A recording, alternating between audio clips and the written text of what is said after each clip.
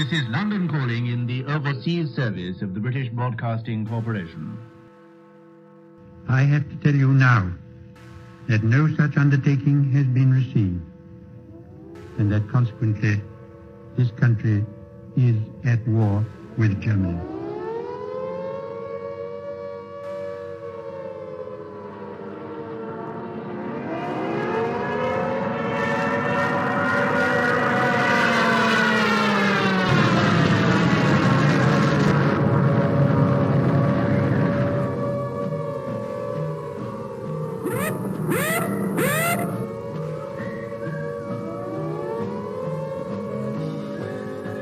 The pocket battleship, Graf Spee, which has been for many weeks preying upon the trade of the South Atlantic, and met her doom.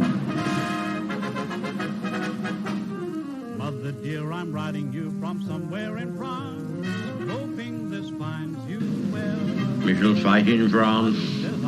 We shall fight on the seas and oceans. We shall fight with growing confidence and growing strength in the air. We shall never surrender. Hang up the washing on the sea green line, 'cause the washing day is here. Whether the weather may be wet or warm, we'll just love along. Das Oberkommando der Wehrmacht gibt bekannt.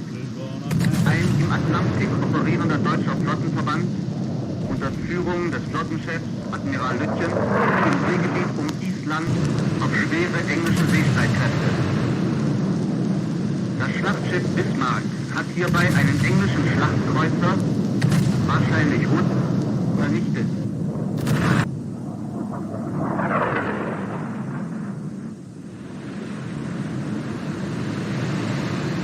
The sinking of the Bismarck was due to the cooperation of the RAF with the Navy.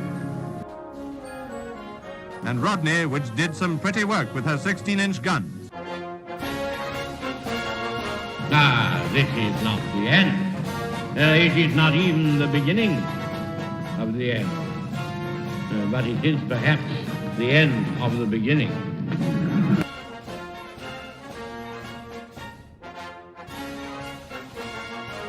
But the Japanese High Command had declared that a state of war existed with Great Britain and the United States.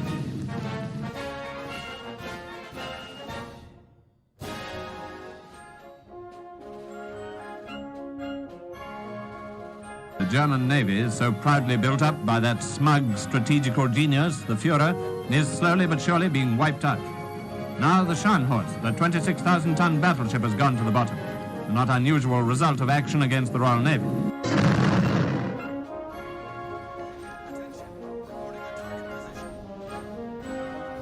Led by a powerful British escort, the main body of the surrendered Italian fleet is transferred from Malta to Alexandria.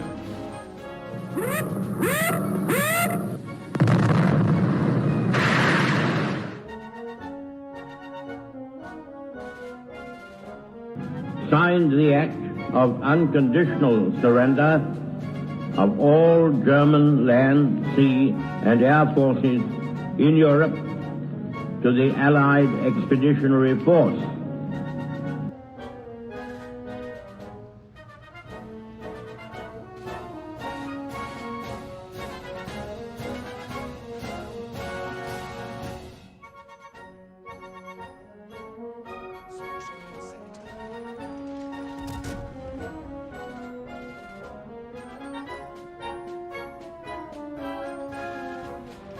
Back across the China Sea for the last large-scale surrender at Hong Kong, where today warships of the Royal Navy ride at anchor in the harbor.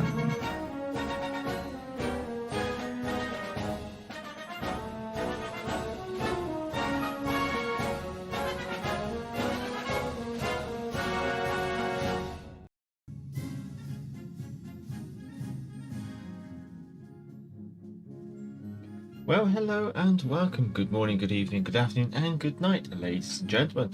I'm the Gareth Major, and this evening we will be taking a look through the June 2023 patch notes for the Always Courageous campaign. So let's skip over to the office view, I guess you could say, where you can see my lovely shiny forehead. There we go. So hello, and welcome obviously to the Major's office. Today we are going through the notes, and we'll extrapolate some information out of them, I guess you could say. Anyway, as we're going along, please let me know if there are any audio issues, and I will do my best to get that all sorted. I see Doug35 is in the chat, and he's already making recommendations for me to go listen to Iron Maiden after this live stream, so I guess I'll have to oblige.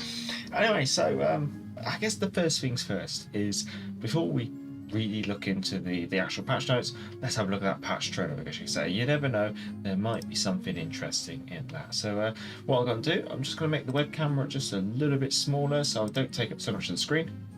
There we go. And we'll get the patch trailer playing. And also, I'll just pause the music once it's playing. Captains, summer is upon us, and so is the new updates content. Let's dive in. Now it's interesting here, there's quite a few ships, and but only 2 of them are new. But it does showcase quite a few of the camouflages that will be coming in this patch for the United States Navy. This update includes 4th of July celebrations, and we do have some themed content for you. It includes Popeye Collaboration, Semper Fortis card collection with Lady Liberty Commander guys as the final reward, and 2 new premium cruisers, Tier 7 San Diego with a special skin available, and Tier 8 Salem. Start the festivities now. The collaboration content includes 2 exclusive guises with voiceovers for American commanders, Popeye the Sailor Man and Bluto the Terrible. Their respective flags, special spinature skin for the Colorado battleship, and a spinach patch to wear proudly in your battles. So just to summarize, 2 commander guises, 1 patch, 2 flags, 1 camo, and yeah, I think that's it. 2 flags, 1 patch, 2 guises, 1 camo. Yeah, it's a very minimalist collaboration, I guess you could say. It's happening. Fleets become available for everyone. Create and improve your own with special resources, invite friends, and prepare for more. To the star. So obviously clans are now available. Now, obviously there's not a lot of information in these patch notes, but it's worth highlighting that what's been introduced into Legends is practically identical to what's been introduced to World Warships Blitz very recently. So we will be looking at Blitz during this live stream, and taking a look at what's on that version of clans or fleets, and therefore that should give us a good idea of what we can expect for World Warships Legends. Stellar Clash makes an impressive comeback with new skins for legendary ships such as Minotaur and Hakuryu, and a revamped crate with previous content available inside. Go to the store to learn more. A classical look at campaign, this time rewarding American premium cruiser Tulsa. She's available upon campaign completion with Admiralty backing active, and features accurate guns, powerful AP shells, and improved radar. Go get her now. For the first time ever, you'll be able to compete in the brawl for the whole duration of the update. Fire and sail faster, play with friends, win prizes, and complete campaign missions. What are you waiting for? Spend the summer on the seas and turn the tide. So there you go, there's the patch trailer that has been released today. Now, there isn't anything sneaky in it, there's nothing special. Generally, it's quite a simplistic street trailer for the patch. Just going to turn kind of Bogey Smart down just a little bit my end. There we go, that should be okay. So, jumping into the patch notes, as we can see, we'll obviously... Let me see, I've got just the camera. Okay. So, starting off the patch, what are we looking at? Well, we know the patch day is coming on June the 19th, and it is obviously running between 7 to 10 AM UTC, as always. Just seeing Snipe Patch in the chat, hello, hello, hello, enjoying a cold bottle of Heineken. Don't tempt me, please, sir. In the sweltering heat, yes, it is damn hot. So you're from, oh yeah, Ireland, yeah. Can't remember that one. Enjoying the stream. I will be skipping this campaign. Not interested in the game getting stale. We'll come to my opinions later on, I guess you could say. But you know, I'm getting that vibe. I'm getting that vibe myself. Right, update size. 3.2 gig on Xbox One, Xbox Series, PS4, only 802 megabytes on the PS5, and of course they're obviously chucking in the mobile version of the game as well, with 860 megabytes plus 150 megabytes as well. Doug 55, I play Colorado, I might troll with the Popeye camouflage. I won't blame you, I won't blame you. So there is a summary. And there is the redeem code. One thing I should always mention is down in the description of this live stream is the link to the patch notes if you want to read alongside. Also is the redeem code. Nice copy and pastable, and a link to the redeemer. The redeem code will get you 6 red, white and blue camouflages. It's not much, but it's something for nothing, and I'm not going to complain about that, I dare say. Obviously a nice little summary of what's going on. I could have used that for my thumbnail. I had to make my thumbnail this morning, so we had to play that by ear. But nice summary of what's coming in this patch. So obviously fleets, American content, some more card collecting stuff, San Diego, Popeye Collaboration, Brawl, a long Brawl. Okay, well, Salem, obviously, legendary modifications and more. So we'll kind of cover these patch notes. We're also going to cover the balance changes as well, I guess you say. So fleets, this is all they've mentioned here, but we have more. So the wait is over. You can now create your own fleet clan or join an existing one to play with your friends. To play your own oil. We'll talk about oil shortly. The special fleet resource, which can be spent on useful enhancement to increase your fleet size, reduce cost per battle, or battle cost maintenance. Drunken Sailor sounds far too loud. I'm just going to turn Drunken Sailor down here. There we go. And there's also other prizes, spring crates, and take a closer look at fleets in a dedicated article tomorrow, June 16th. How about we take a look at now? So, fleets on world warships, Blitz, which is probably going to be exactly the same model as what we can expect on World Warships Legends, because it's called the same thing. We have the same currency, and the currency is going to be doing the same things. So this just seems almost like we ripped it off, is the best way to put it. So here's a nice little widget of what we can see on the mobile app version of the game. However, there might be slightly different visuals. So general descriptions of the building effects. Obviously you get buildings, and there's things like port, fleet warehouse, operations center, headquarters and design bureau. The port increases silver gained from battles. Fleet warehouse adds items to the fleet shop and a discount on them. Operations center adds daily fleet challenges. Headquarters increases maximum fleet members and increased XP gain from battle from the design bureau. Now, doesn't that sound very similar, I guess you could say, from the very limited description we have? Every fleet can contribute oil. There we go, the same currency. To increase the fleet level, there are 25 levels for each unblocks or upgrades a fleet building. Okay, this might change, but generally the gist is going to be the same. So here we can see you gain silver, unlock challenges, increase the maximum number of players, increase maximum number of items in the fleet shop, and the amount of discount on them, and so on and so forth. And it just goes on and on. Each upgrade subsequently improving on those changes, I guess you could say. And yeah, it just goes on and on and on.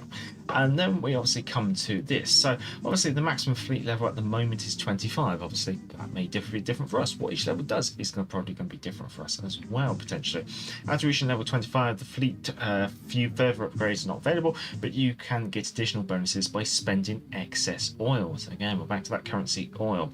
So obviously it's about improving your port to give you additional 50% silver for the first victory for like 3 days. That's everyone in your clan, and so on and so forth. So if you upgrade the operations center, the current fleet challenges pass requirements to 20%. Duration period is same as the current time. So basically, just reduces the requirements, reduces service costs, allows refresh rate of items in the shop, additional 50% XP.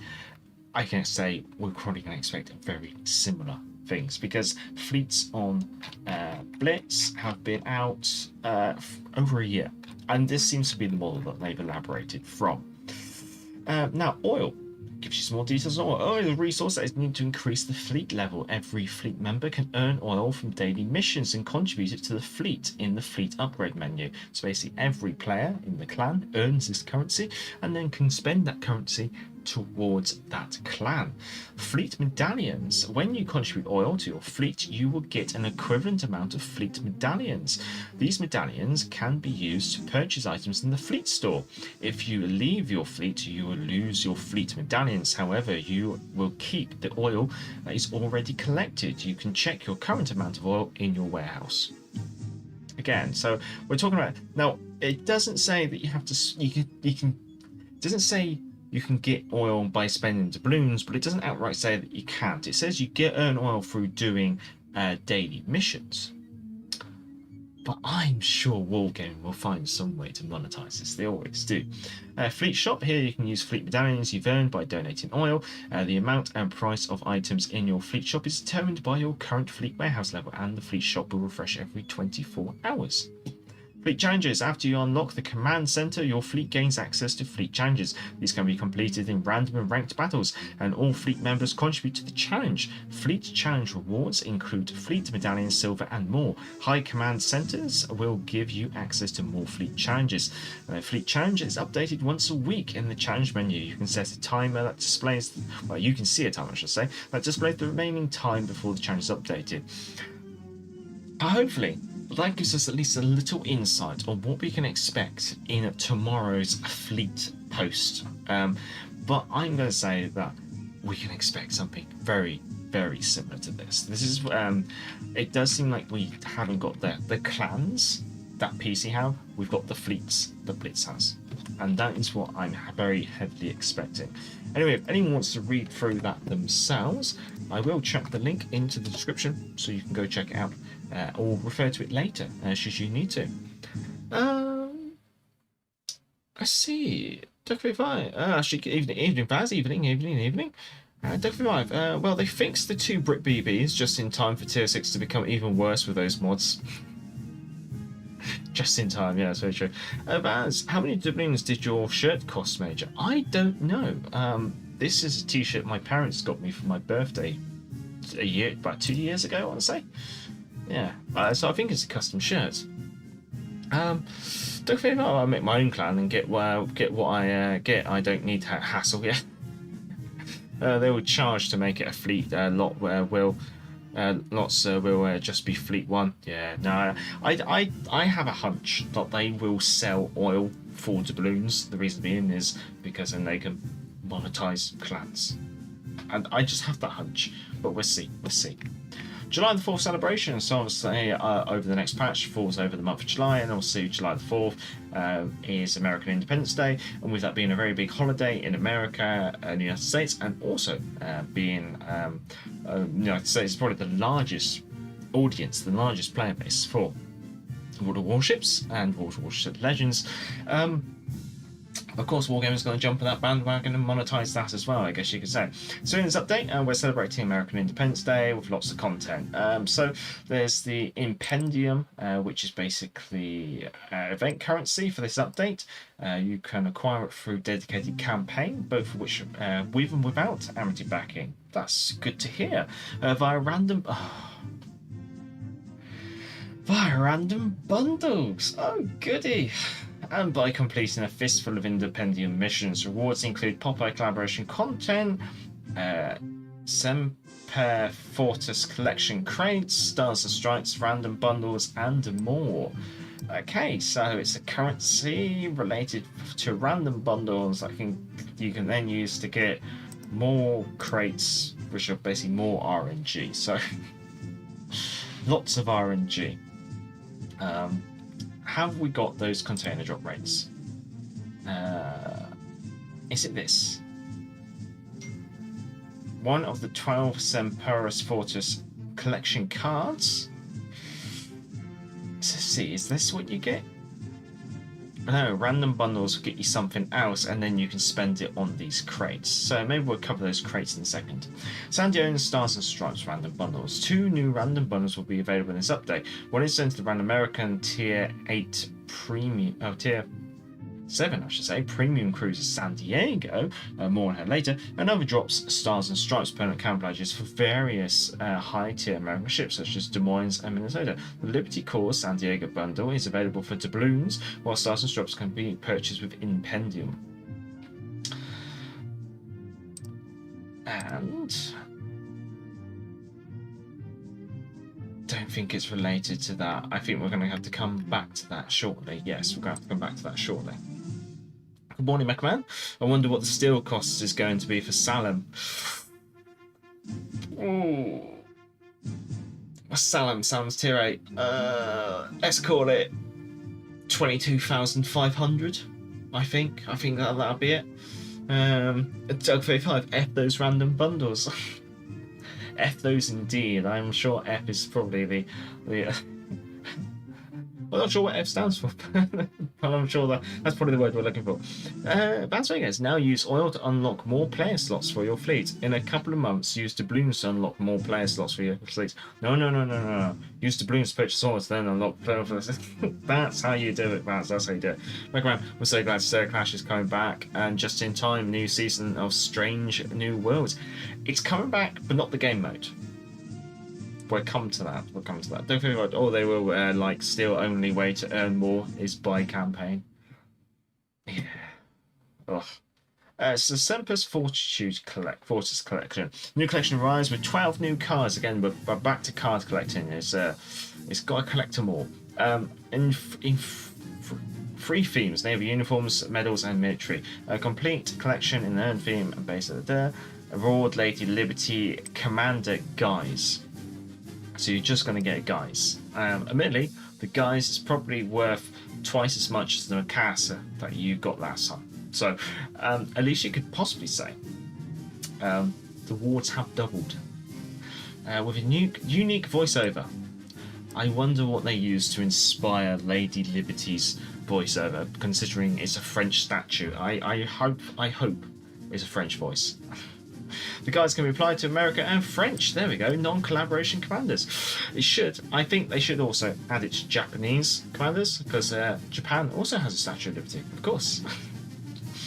Please note, this feature is not available for mobile version of Legends. Again, mobile not being a complete version of the game. Now we can kind of look at these crates.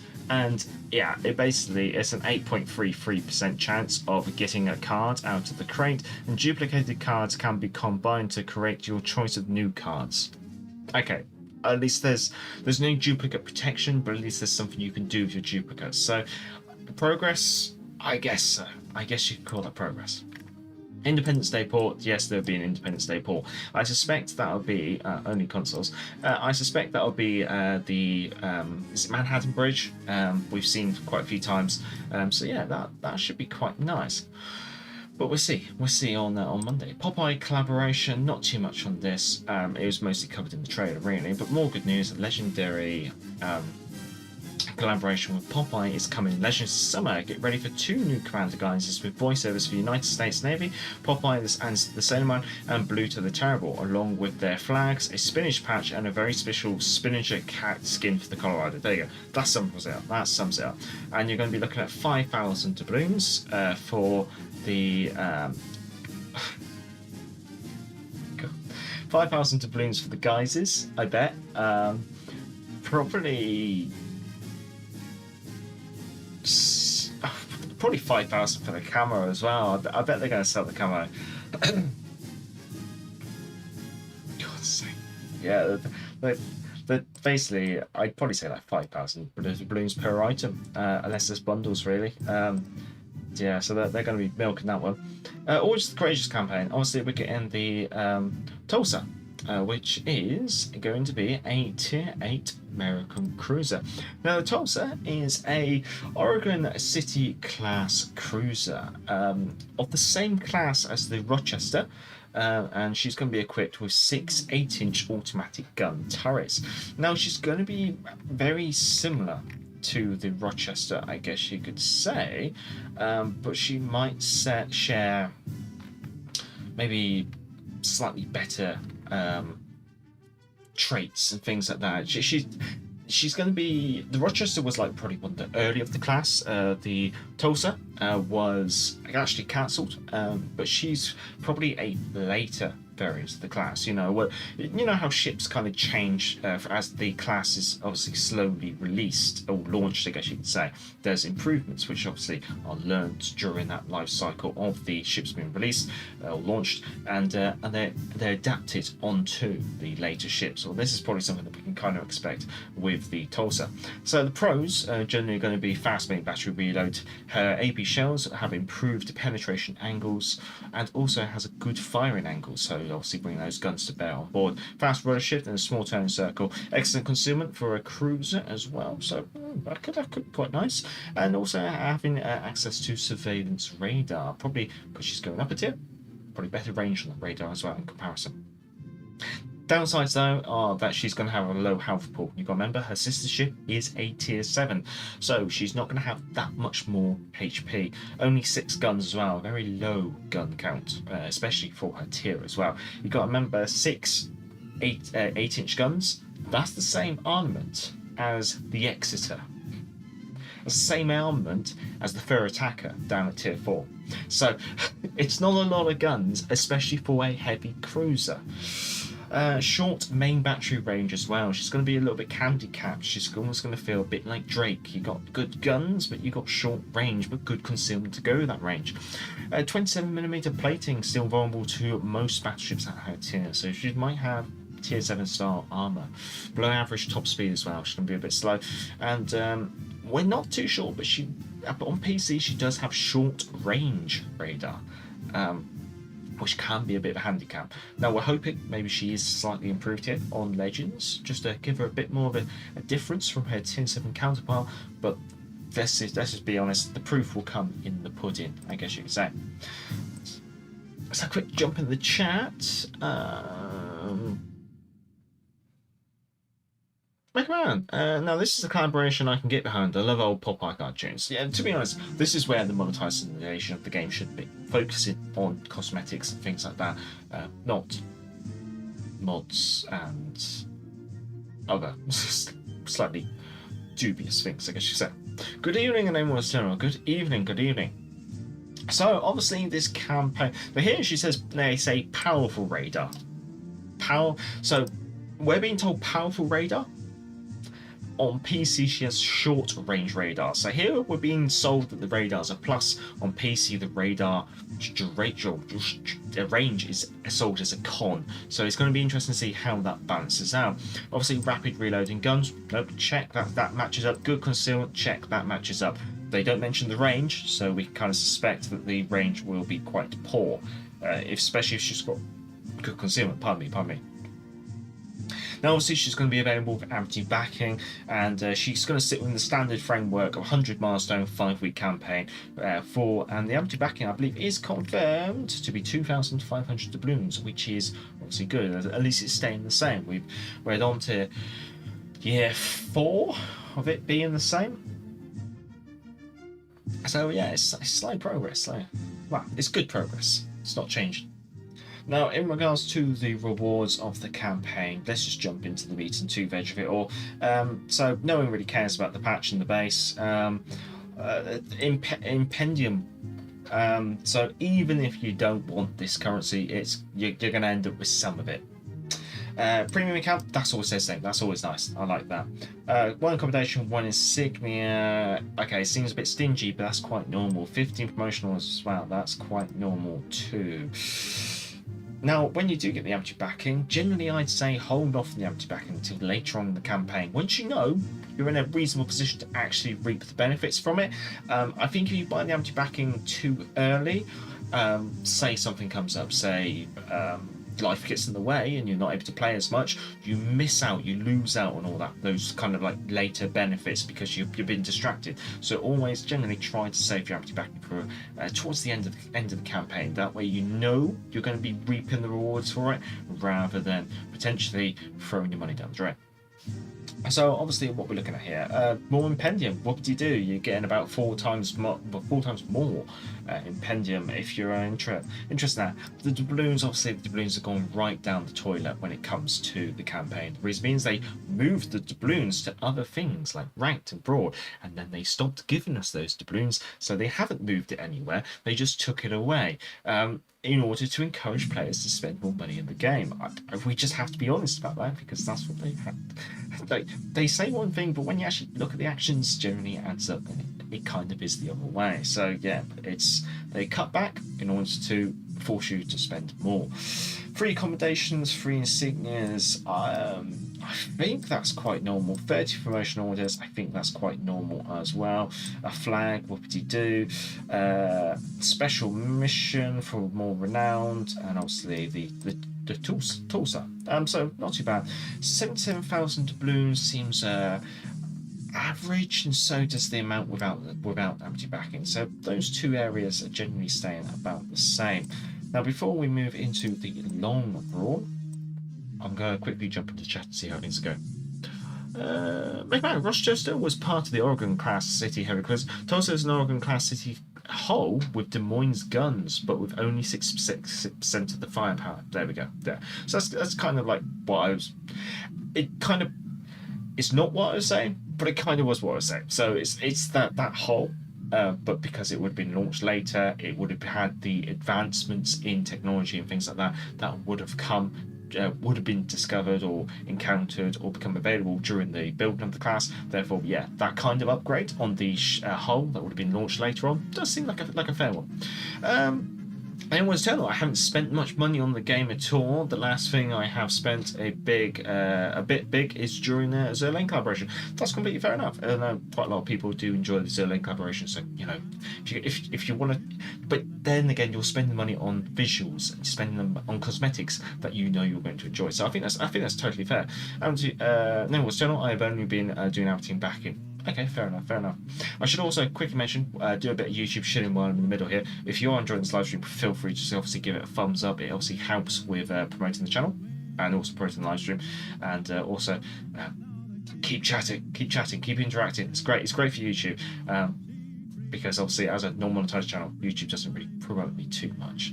Anyway, I'm going to jump back into this, and we're going to look at Brawl. Now, Brawl is not something for me, I'm going to be totally honest, but it might be something that is for you. So this update is a special with reduced reload time for both main battery and torpedoes and increased ship speed. May be available for the whole update until July the 24th. Plus, it's open to all players with account level 6 or higher, with any ship between tier 3 and tier 7. This just sounds like it's going to be an absolute mess. It's the best way to put it.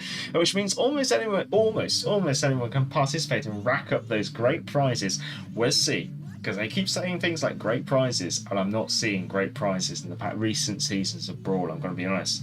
In this update, you'll also be able to complete various missions while in the mode. Expect a dedicated article with full rules, prizes, and other details in the beginning of next week. Please note this is an experimental version of Brawl.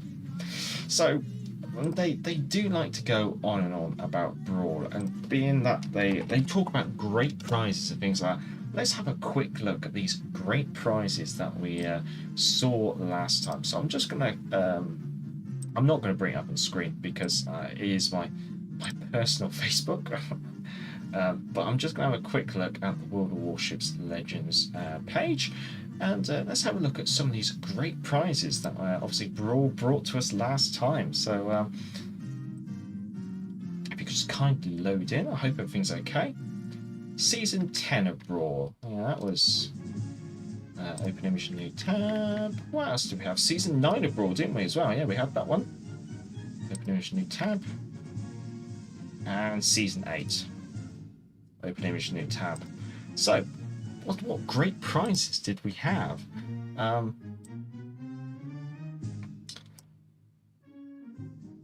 Great prizes. Lovely. Bearing in mind, now this is where it really bugs me.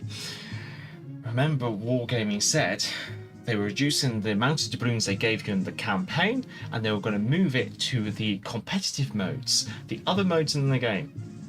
Here's my question: Where's those doubloons, Wargaming? Because they're not in Season 8, and these prizes are pretty terrible. Right, next, let's have a look. No doubloons. And the prizes aren't that amazing. Okay, wow, Season 10. Come on, Season 10. You can carry it for us. No. No doubloons. Nothing. So, if you were playing Brawl last patch, you must have been playing it for fun, because it wasn't for the prizes. So these are the great prizes that we have come to expect from Wargaming. If you are noting a level of sarcasm in my voice, then it's because I'm being very sarcastic here. But man, I agree, the name of it was Eternal. That was the only thing I spend money on, either Amity backing or the odd big spend on cosmetics. Perfectly fine, perfectly fine. Anyway, so now we've kind of ruined Brawl and the great prizes we can come to expect. Let's have a look at what else we got. So obviously they're bringing back Stellar Clash, but not the game mode, just the content, which is interesting. So starting June 26th, this update bringing back Stellar Clash event content. The revamped container will also drop free skins from Minotaur, Harakuru, and Republic. I probably pronounced those wrong. Along with other themed items such as commanders and even more goods. So, obviously, let's go and have a look. So, obviously, the new Stellar content. Cypher camos, spaceship camos for the Algeria, New Orleans, Charles Mattel, Baltimore, Glacier Air, Pensacola. Oh, I didn't mean to that. Promotional orders, more promotional orders, slightly different variants on promotional orders, and then more space skins. So more likely going to get these ones for the these tier ships, which is quite interesting. And then we got space camos for the Girin, the Shimakaze, the Kerfus, the Moines, the Republic, the Minotaur, and the Harakuru. So for the higher tier ships, the drop rate's actually lower, quite significantly lower, which is interesting to note. Also commendation insignia, more commendations, more insignias, so less chance to get more. Also the commanders. Damn, those drop rates on those commanders is very low. Let's have a look at Stellar Container 1. As we can. Where is it? Stellar Container 1. So we are going from a 5% drop rate for the commanders to a 1% drop rate on the commanders. But the camos are going from a 1 to either a 5 or an 18 depending on the class of ship, or the tier of the ship. That's interesting. So they've made the cosmetical camos higher drop rate, but they cut back on the commanders. So it looks like, yeah. Is there duplicate protection? Any skip shin that you already own will be excluded from the possible drops of this container. Not the commanders. So you could still potentially get a duplicate commander. I would advise avoiding this container if you're after those commanders, because this seems like a scam. If you're after those commanders. If you're after the camos, hey, why not? Go for it, you know? You've got a good chance of getting a camo for a low tier ship. Semi alright chance of a high tier ship. But at the end of the day, it is a camo. The interesting one to note is the camos are grade 4. Whereas previously they were only grade 1. So that is one thing that has changed. So they're grade 4, and there's also grade 1. So there's a higher chance of getting a grade 1 and a lower chance of getting a grade 4. So they made the grade 4s go from 1% to a 5%, and the grade 1s, have they upped them to a grade 4? They've upped them to a grade 4 and made them from a 3% to an 18%. There you go. So there's the summary of the crates. DJ, hello. Sean Whitling as well. Good to see you.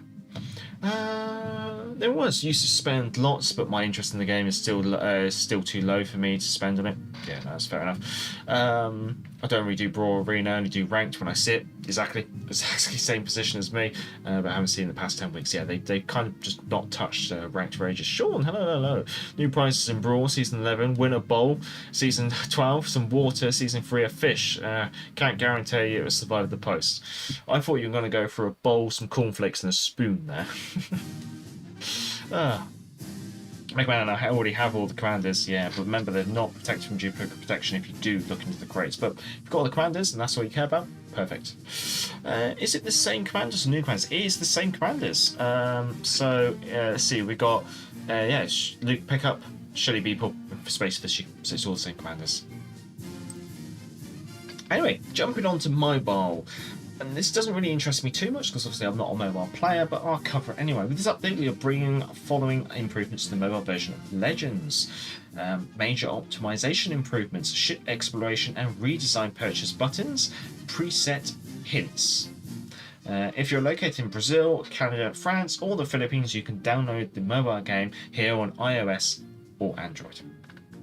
Italian destroyers are now researchable. That's all we need to say. There's nothing more.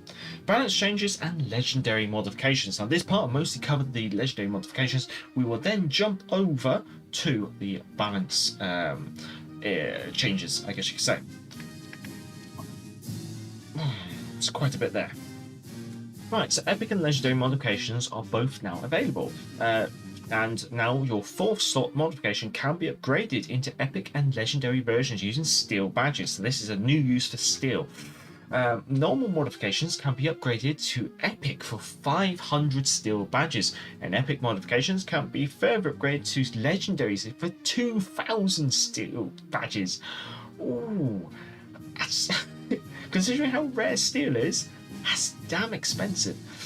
To upgrade a modification, first install it on your ship of choice, then you can upgrade it like you would upon upgrading a crafted camouflage. Legendary modifications provided both the epic modification bonuses and even more buffs each time you sink an enemy ship. Only when you sink an enemy ship. Epic boosters are activated with every 30,000 damage dealt by your ship, and legendary boosters are activated each time you sink an enemy ship. Each boost stacks upon up to 5 times, so you're only going to get the maximum amount of benefit out of these if you do like 150,000 damage. So again, obviously they are skewing them to higher tier ships. Makes sense, I guess you could say, being that you can only really equip them on tier 7s and above, but not the Weimar. Now, in addition, it now costs 25 doubloons to dismount any modification. This includes epic and legendary modifications. Alternatively, epic modifications can be sold for 1,875,000 credits. Legendary modifications can be sold for 3,375,000 credits.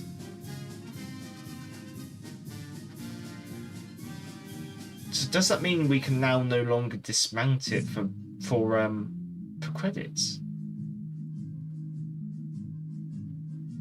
Oh wait, no, you could either dismount it for doubloons, or you could sell it for credits. That was it. Have they reduced how much it costs to dismount a modification? Because was it 50 doubloons beforehand?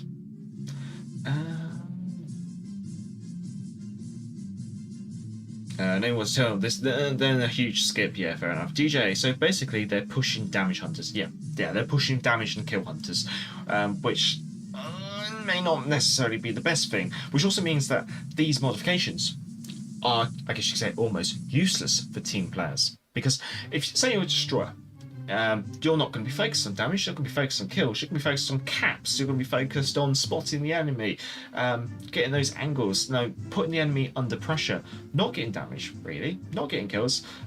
So these modifications, the ways these are upgrading stuff, are absolutely useless for destroyers. They really are focused on just battleships and cruisers, I guess you could say. So obviously it goes through all the mods. I'll give them a quick skim, but I'm just not going to go through every single one. But the gunfire control system, let's see, this does improves main battery range per stack. So it means your range increases as you get more damage, and then you get more damage for your main battery per kill as well.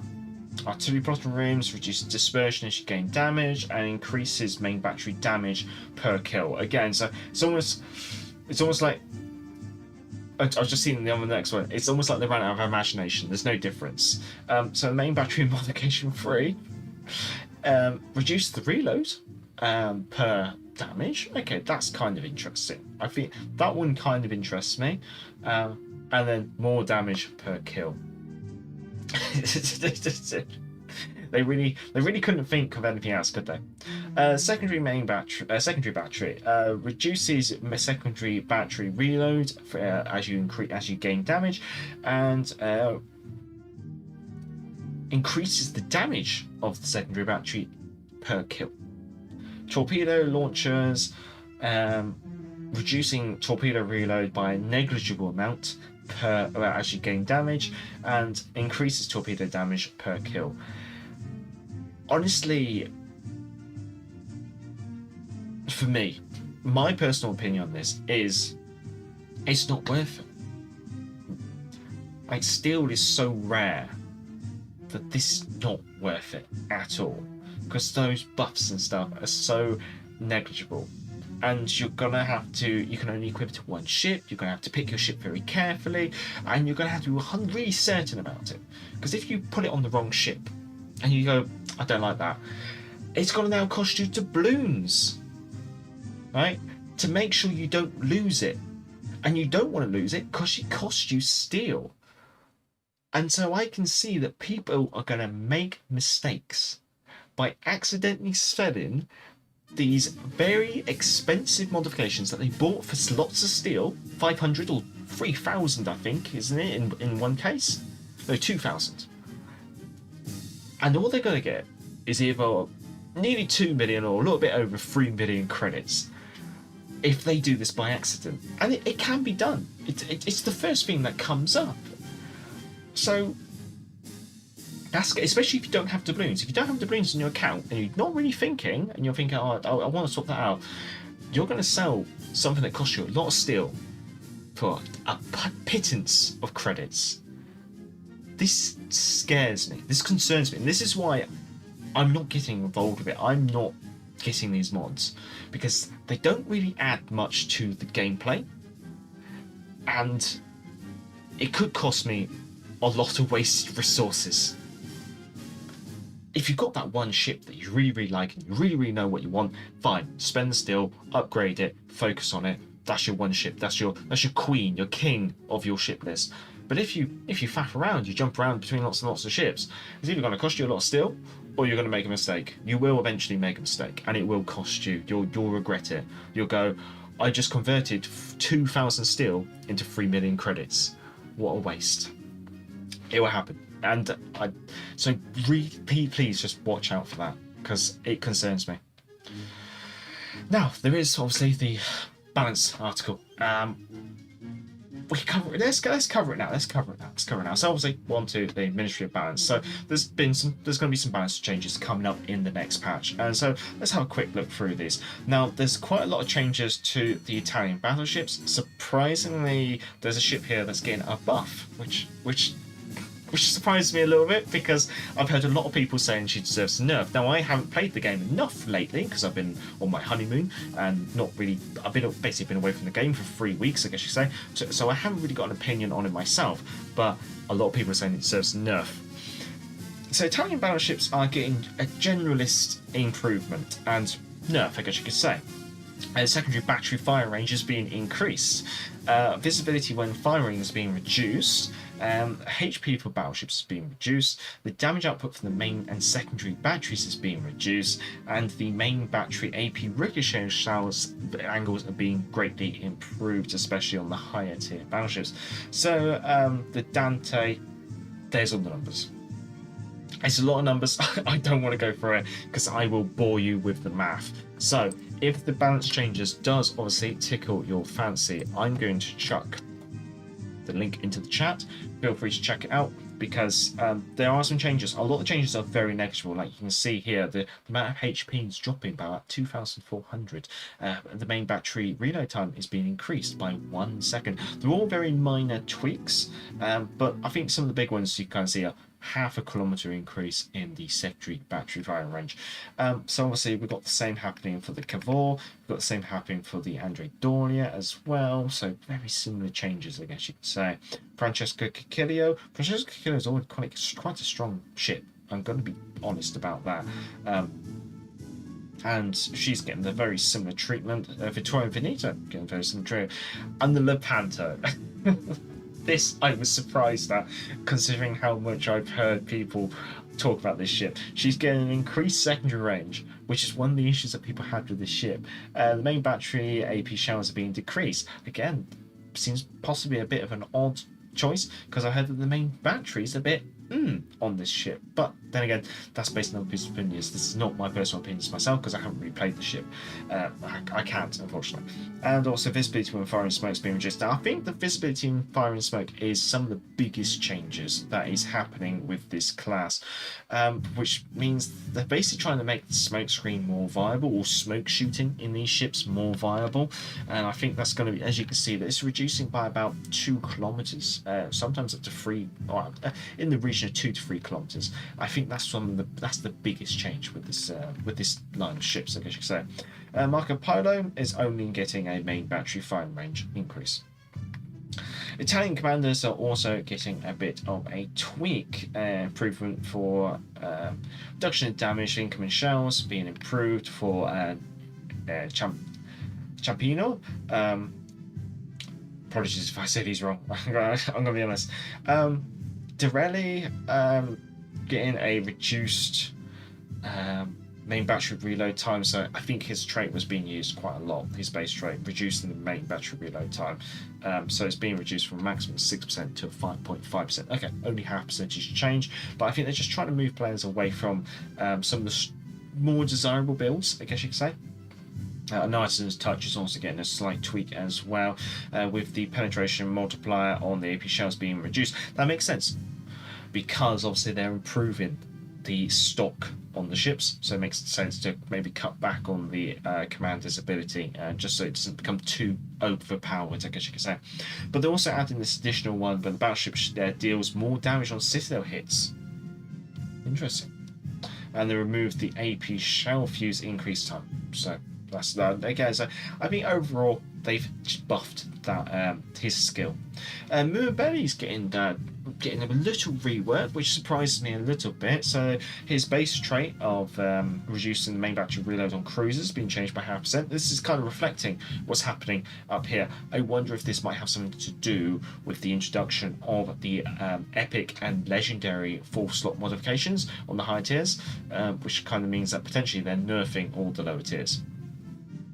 So basically tier 6 and down. Sansonetti is also getting a bit of a rework. They're adding some additional, they're basically reworking some of the skills. So at the moment he had subtle manipulations, which basically reduced the cruiser main battery shell group and reduced the cruiser's main battery AP fuse time. They're changing that, and they're increasing cruiser's main battery sap damage and increasing incoming fire dispersion. So basically they're changing that trait around quite significantly. The reason being, I guess you could say, is that trait was originally introduced when Italian cruisers came to the game before they introduced sap shells, and so this trait was added in order to turn piercing shells into sap shells for the Italian cruisers. Now we have sap in the game, they're making that change. So now they don't. If you've got an Italian cruiser, you're not going to have sap and your AP turned into sap. That's just too much sap. So basically they've gone, okay, we can get rid of that trait now, because if you want sap, you'll sacrifice high explosives for it, and you'll keep your armor piercing shells. So now we're going to change that trait around and make it a slightly more unique one, slightly more diverse one, I guess you could say. Flusio is also getting his Squid Ink unique skill improved. That's quite interesting. And also Resilio Swordfish skill improved as well. Additional increase destroys sap shell damage. That's nice. That's nice, actually. Especially now that the tech tree is becoming fully researchable. Increased torpedo damage as well, and increased engine boost duration. Of course, that's that little escape engine boost. That's actually quite nice. Global skill change on second thought is getting a nice rework. I'm liking that because it's reducing main battery reload. That's a skill that I like to use. I want to use more. I don't use it too much. I use it here and there. Now they've done that entices me to definitely use it a lot more, especially on Charles Madden on my British Tier 5 and below battleships. Pardon me. Right, there's some other reworks. Northern Dragon, if you remember, that's the premium Akazuki class gunboat destroyer. She's getting some slight changes to make her slightly more different, I guess you could say, in comparison to the other ships. So improving torpedo reload time, reducing detectability, reducing detectability by air, detective and firing spec. So generally making her a better ship. Funny because she's not. I don't think she's available in the game. Whether this hints that she might be coming back in the future at some point, possibly. St. Louis is that the? That's not the American Tier 2, is it? That's got to be the French Tier 8. Wait, no, it is the Tier 2. it's the Tier 2. God awful way. I gotta look at this.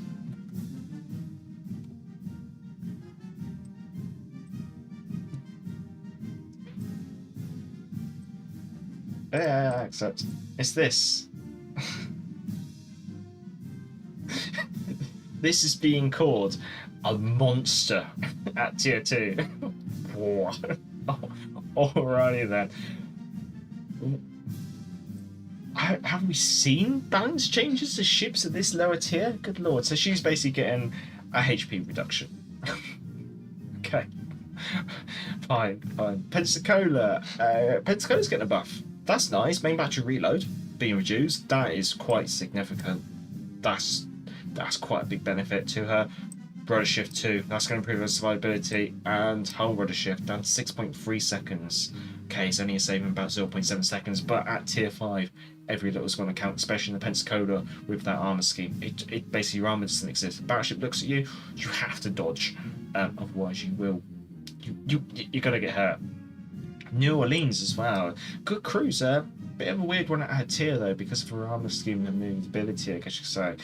So she's getting an improvement on her bow. On her hull plating, going up to 25 mil, which means she can actually angle against 14-inch shells, which could be quite interesting. She's also getting a main battery reload reduction on both of her hulls, admittedly by only half second and a single second, but every lot's going to count, especially in New Orleans, and especially with Cruiser. Danae's getting a buff as well in HP. It's not going to make a massive change in her overall survivability. Okay, she's increasing by about 1,100 HP there. It's not going to make a massive difference to her overall survivability. She's still going to go pop very quickly. It just means she's going to last a bit longer, I guess you say. Emerald is getting a rudder shift buff. I feel it's nice, I guess you could say, but still, Emerald's armor scheme is pretty horrendous. She will go pop very quickly. T22 getting a buff is quite interesting. Getting a HP buff. She's always been a bit of a low HP destroyer. Low caliber guns, but she's got torpedoes. She can be quite stealthy as well. Honestly, I say it's nice to see. The Gaidy, or Gaidy, I guess you say, getting a nerf. That's quite interesting. Quite a considerable nerf. Is it? She's losing about 800 to 700 HP depending on the upgrade. She is a slow DPM, poor maneuverability, high HP, good flexible consumables, kind of style destroyer. She is a nice destroyer. I have played her a lot back in the day. Getting enough nerf like this, it'd be interesting to see. Z23 is getting a buff, main battery reload time, torpedo reload time. That's good. Z46, that's the tier 8. She's getting a buff as well to her rudder shift, rudder shift, and torpedo reload. Now, before we go into Patchnotes cruisers, I don't want to neglect the chat anymore, so I will jump in and have a quick look at the chat. GJ, it's the way solo play goes these days anyway, because what's the point in trying to play as a team? Put my torp mod on Constellation. Yeah, stick on a Shimakaze for the torpedo mod, yeah. Basically pushing damage hunters, yeah. No one's tunnel. Those mods remove the downsides of running Azure Lane Dunkirk unique skill for my Jean Bar. Doug, I maybe have 15 ships. I'll put those mods on all tier 7s. No one's still. No, my Jean Bar reload build is getting nerfed, yeah. That's the tier 2 monster, I know what you mean. 4 years later, they're really calling it a monster. Megaman, do the Southern and Eastern Dragons have any difference to the Maiku? I don't think so. I don't recall any buffs or nerfs done to them. But let me have a look. As far as I can recall, they are just premium versions of the...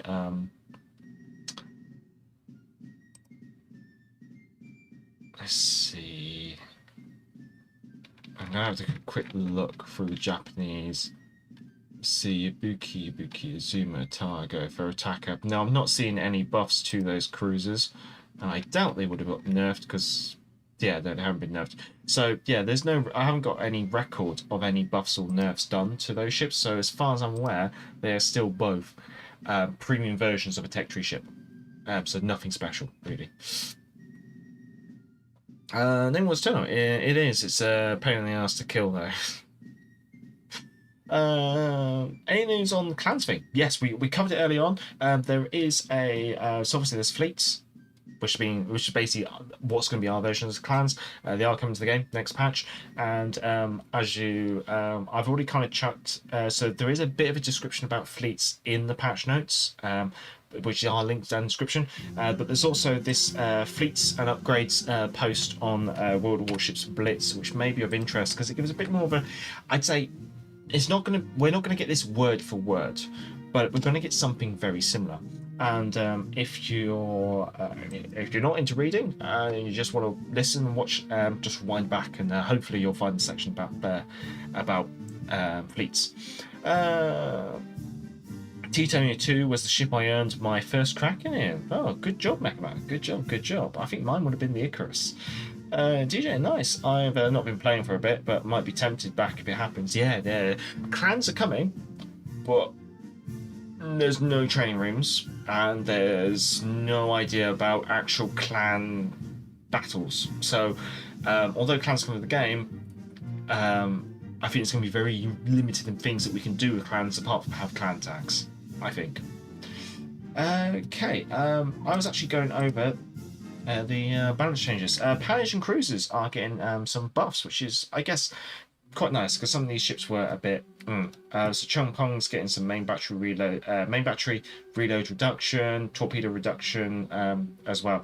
Harbin is getting main battery reduction, buff to HP in both stock and upgraded hull. Torpedo speed increase, stock torpedo reload also increased, and upgrade torpedo reduced, I should say, not increased, reduced. Sejong as well is getting main battery reload reduction, HP increase as well. Now there are some model updates. So a couple of patches ago, King George V and Duke of York and Monarch all had their citadels raised a little bit to make them easier to hit. Then following that, I think Duke of York and King George V, I'm not sure about the Monarch, I can't remember, all gained a repair party. In fact, let me just have a quick recall.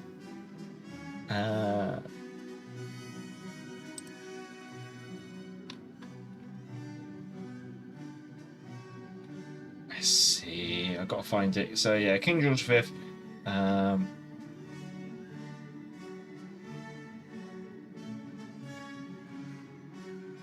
I'm not seeing it. Ah, damn! I don't want to scroll on and on for ages. Let's have a quick look at this. No, it's not recorded, unfortunately, on that system. But yeah, so they had their gained a repair party, and then after that, we're now getting this. So the Citadels are being dropped back down for King George V and Duke York. No comment about the Monarch. And the King George V is losing one of the repair parties that she gained. Duke York is keeping it. So basically, in summary, what's happened is nothing's happened to the King George V. Duke of York has gained a repair party, and Monarch has had its citadel raised out of the water. So that's one thing to mention. Now, this is the patch notes. This is wargaming. Quite often, they don't include everything. So it's possible that if they're making these changes to King George V and Duke of York, they might be making these changes also to Monarch, but just haven't remembered to put it into patch notes. So just bear that in mind. They're also making some minor armour changes to the Worcester, the Queen Elizabeth, Zerlane Queen Elizabeth, and the Warspite. That's interesting. There's armour changes to 2 premium ships there. See, will it be a buff or will it be a nerf? That is the big question. Devonshire and Surrey are getting some small armour changes to their turret rings. Okay, makes the turrets a bit more survivable, I guess you could say. And the armour model for GDS Caesar, another premium ship, now displays torpedo protection. So that's alright then. The small ledge, upper ledge on the fore aft bulkhead increased in thickness. There you go. 6mm to 70mm. That's quite a big change. I'm not really sure how much of a difference it's going to make, but yeah. So there's the changes. Let's keep an eye on those two, I think. Anyway, quickly jumping into the chat. Sean, isn't there going to be new currency in Clans? Yeah, there's going to be oil. We did cover it earlier. If you're still around, once we got to the end of the patch notes, I'll quite happily take questions and I'll double back and stuff. But at the moment, I wanna just keep plowing through these patch notes if I can, and then rather than doubling back on myself at the moment. But yeah, there will be oil. All players can earn oil through daily missions, and they can spend the oil on their clan, and for all the oil they spend on their clan, they can get medallions, and then those medallions they can then spend on items in the clan store. I think it's a bit of a summary there. So new ships, we've got Salem. There we go. Let's bring her up on screen while we have a quick look at what the Salem offers on PC. Now on PC she's a coal ship, and I think she's a steel ship over here on Legends. We're not sure how much steel, but I'm going to guess 22,500. Pros, she has a very high rate of fire for her 8-inch guns. She has a very high shell arc, so they will be quite overreaching. Now this ship is very much a Des Moines class cruiser, but at tier 8, so it's going to be slightly nerfed Des Moines, I guess you could say. But ironically, because she's for steel, she's going to be rarer as well. Now, she also has super heavy armor piercing shells, so really good ricochet angles on those, so she's going to be able to hurt ships with her armor piercing on 60 to 67 degree angles. Good AA as well, especially if you use the defensive AFI consumable. Might have long range AA as well, especially because she's got quite a lot of 5-inch secondaries, I guess you could say, dual purpose. Armour looks to be quite good, should be resistant to 15-inch guns, possibly 16-inch guns in some locations as well, it would appear. Potentially she might have a specialised repair party. She does over on PC. Let's see if we get that over here on Legends. Downsides though, short range main battery, so you're not going to be slugging those shells out far. High shell arcs as well make it quite tricky to target things at long range. Slow turret traverse as well. No torpedoes, but it's American. What do you expect? Citadel is above the waterline and easy to hit when showing broadside. That pretty much goes for any cruiser though, I dare say. Poor torpedo defense, or torpedo reduction I guess you say. Mediocre agility as well. Surveillance radar has a relatively short range, again another short range radar potentially, and no well, that last comment doesn't really matter. How much of that actually matches up with what we have here in the description? So on a cruiser, high rate of fire, check, that matches up. Improved penetration of armor piercing shells, check, that matches up. Solid AA suite, check, that matches up. A choice between radar and sonar consumables. Note that, okay? You're going to have to choose radar or sonar. And then it's time to the acquire in the Forge starting on June the 19th, so she's going to be available straight from the start of the patch. In addition, the price of the Missouri is being permanently reduced from 30,000 to 17,000 steel. First of all, why was she so damn expensive? when she's just a premium Iowa or radar. Secondly, this is my biggest bugbear, the players who acquired her starting May the 15th still will automatically read compensation equal to the difference between the old and new price, but not players who purchased her before that, even though there's no way those players could have acquired that ship prior to that date without spending steel. And so I just don't understand why Wargaming is being so goddamn thrifty and saying, oh, you spent loads of money on campaigns to earn steel to get this ship as early as possible, so we're going to punish you for investing in our company. That's what they're saying. That's basically what they're saying. Because if you purchased it quite recently, you've been earning steel at quite a mediocre rate, playing ranks. You know, you've been getting it for free. You've not been getting it. You haven't been spending that many doubloons for it. If you got it before then, it's potential that you invested a lot, or you worked really hard for it, and potentially you even spent lots of doubloons to complete campaigns to get it really, really early. And because of that, you're going to be conned out of about 12,500 steel, the most hardest to earn currency in the game. And so this I really, really disagree with. It's quite a scummy move. I'm going to be honest, it's quite a scummy move. And I think this is one thing that I've really, really disliked recently. I don't understand it. Sean, oil currency for clans, that's going to upset Fernberg. Then what's done? KG5 is hard Citadel, but you don't need Citadel to kill it quickly. Very true, just focus superstructure. I don't remember when I got her. Balance, yes, punishment. We must love punishment because we keep playing. Sometimes it does make me wonder, are long-term players of World Warships Legends, including myself, are we just all masochists? Like, Sean, yeah, bought it end of last year. Not a fan of steel anymore. No, I wasn't a fan of steel from the start, and I think this just leaves a sour taste in the mouth for anyone who used their steel. San Diego, basically Atlanta at tier 7 with SAP. So let's have a look at her over on PC. So over on PC, let's jump to the pros and cons. Reasonable fast main battery reload. Of course, she's got 5-inch destroy guns in the twin gun dual purpose arrangement, very similar to the Sumner and the Gearin, I guess you could say. SAP shells are highly effective against thinly armored targets, destroyers.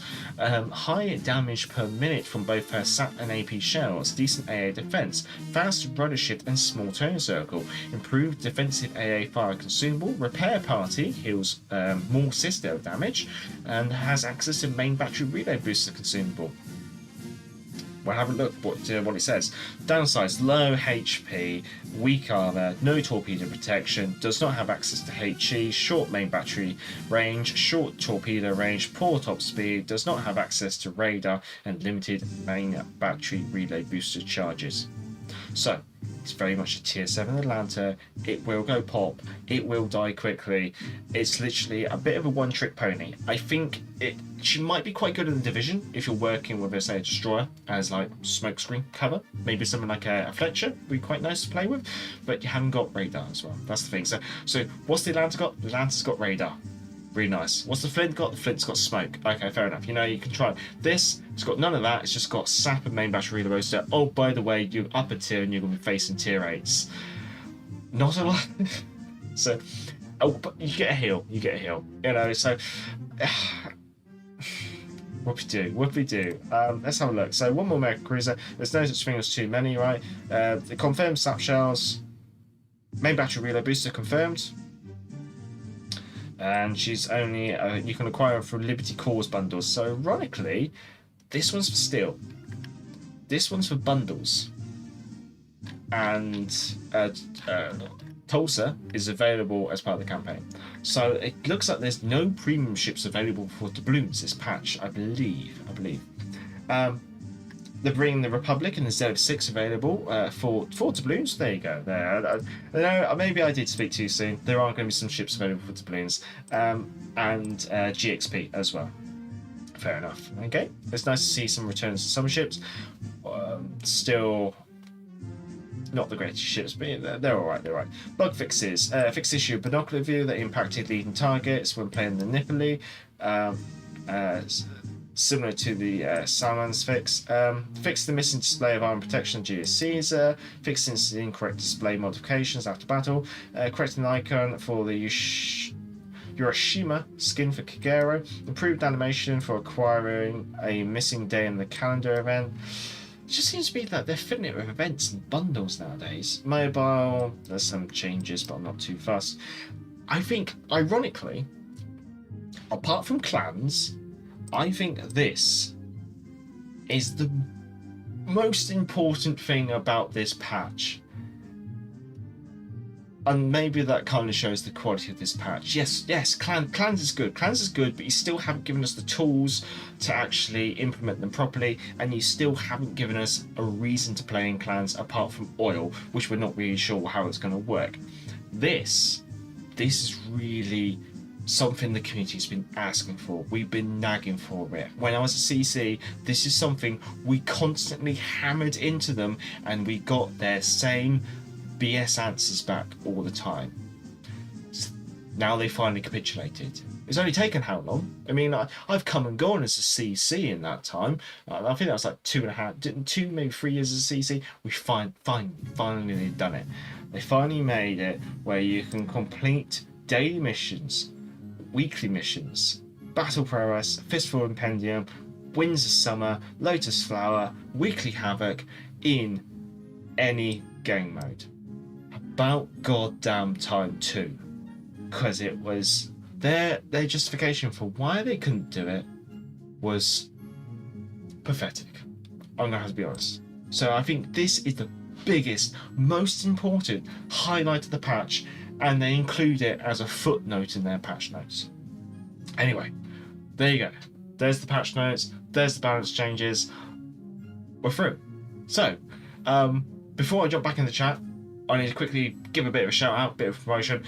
This Saturday, I am going to be on the Back to Port podcast. It's when we've recorded. So if you've got any questions, any embarrassments, any anything, if you've got any questions, feel free to chuck them onto the community post that I have on YouTube, or you can go to the Back to Port Discord and you can submit them there, or you can go to the Back to Port Facebook and submit them there. I've been keeping an eye out for the Reddit. I haven't seen the Reddit post yet, but yeah. So if you haven't got Discord, or you don't want to join the Discord, or you haven't got Facebook, or you don't want to join their Facebook group, just chuck them on the bottom of my comment, and I will submit them on your behalf. And yeah, try not to ask too many embarrassing questions, I guess you say. Anyway, jumping into the chat, let's see. Vaz, I got the Missouri in January. Can I get 3,500 steel back at least? I wish. This is the thing. I just don't understand why they can't do this return steel. It's just silly. It's just silly. A name that was eternal. 15 May of when? 15th of May this year, unfortunately. Last year or 2021? This year, 2023. Macman. So I saw something recently on a comment I made about recently that Thunderer is very much unlikely to be in Legends due to her high AP penetration. I kind of not surprised. I think because of Thunderer is I think no longer available on PC. I'm not surprised that she won't be coming to Legends, honestly. Kremlin is also unlikely, from what I've been told, for the same reasons as Thunderer. Again, not too surprised. Then also right, and Mishashi was unlikely to come before, but then they added tier 8. The reason why I don't think Thunderer, because Thunderer has been... she's no longer available on PC. But whether they might make a tweaked version of Thunderer, maybe, but I doubt it, because it would have to be so much better than a Conqueror. And at the moment, the only way they introduce legendary tier ships is through the Bureau. Maybe if they make Conqueror Thunderer, I should say, Thunderer a steel ship, or a limited release like Colbert, maybe. And it was, wait, so I am not getting my steel back. Yes, this is the thing. This is why it's my biggest gripe with this. Yes, they're finally reducing the Missouri, and they're not return. They're not refunding everyone. Yeah, that's this. Yeah, it's my biggest gripe. It's what a way to treat your long-term players, the players who've invested. What a way to treat the players who've invested probably the most into your game because they wanted to get steel, to get the Missouri, and all you've done is, well, there's many phrases you could use. None of them are polite, so I'm not going to say them, I guess you could say.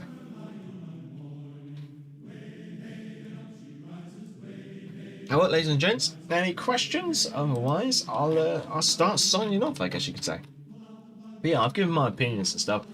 Honestly, to be honest, I think I've wrapped it up. I think the changes are still intriguing, but at the same time, I still feel it still is a waste of a currency, and I don't like the way that they've done players over for having actually bothered to earn steel. The ships come to the game, they're interesting, but they've made them such weird ways to get them that at the same time I'm not driven to get them. The collaboration with Popeye Salem, I honestly couldn't care. It's nice for them to do these collaborations, and if that is your thing, fair enough, go for it, But honestly, personally, I'm not going to touch it with a barge pole. Brawl, not going to touch it with a board pole. Clans, it's nice that they're finally adding them, but they're not adding the stuff that you need for them. So at the same time, it's like it's good and it's bad. So this is why I'm kind of saying, this is why the changes to the daily missions and stuff like that. That's the most important thing, and that's the thing. That's probably all I can really take away from this patch. Back around me sitting on nearly 30k steel for a while now. I feel like I'm a lucky patient. I'm sat on nearly 30k steel, and I'm not going to spend a single penny of it after this patch, once this patch drops, because I'm just not interested in spending steel. It's just, it's a waste of a currency. I'm just going to keep earning it until they release something into the game for steel under the white ensign, I guess you could say. That's the players who have kept their lights on for them are getting the worst treatment. Exactly, Wargaming only really cares about new players to the game, fresh blood. And that's why as old blood I try to give them as little as possible nowadays.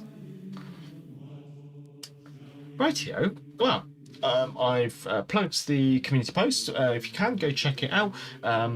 Links to the patch notes are down below, links to the batteries down below, reading code down below, links to the fleet fleet upgrades on World Warships Blitz are in the chat, and as always I'd like to go through and say thank you to everyone who has popped by and commented. It's much obliged. So I'd like to say thank you to Doug35, to Snipe Patch, to Vaz Vegas, to Mecha Man, also to a name that was Eternal, and DJ as well. Much obliged. I also do recall seeing Sean Whitling kicking around. There he is.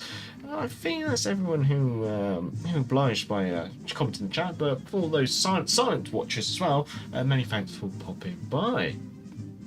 Then what's going on? Well, if I don't see that steel next patch, I will actually go to bug report. You're not yet. I honestly don't think you're going to see it. I might actually start going out of my to get that steel. Wouldn't blame you. Have a good night, Vaz. Have a good morning, good evening, good afternoon, and good night wherever you're in the world. Stay safe, stay well, and until next time, I will be streaming tomorrow, like World Warships Legends, a nice casual stream in the evening, and then we're podcasting. We're back to the port on Saturday. I might be doing a stream on Sunday. We're going to have to play that one by ear. Fingers crossed. We might be streaming on Monday, and I'm hoping to do Aliens Dark Descent on Wednesday the 21st. Fingers crossed. I'll see you then. Look after yourselves, ladies and gents. Stay safe, stay well. Till next time, I'm the Gav Major, and back to the port.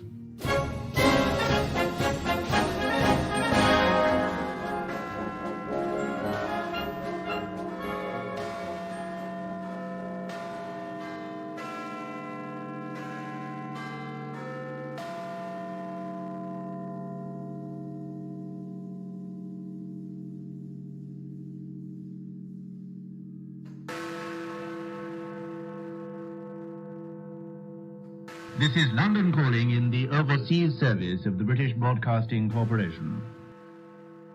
I have to tell you now that no such undertaking has been received, and that consequently this country is at war with Germany.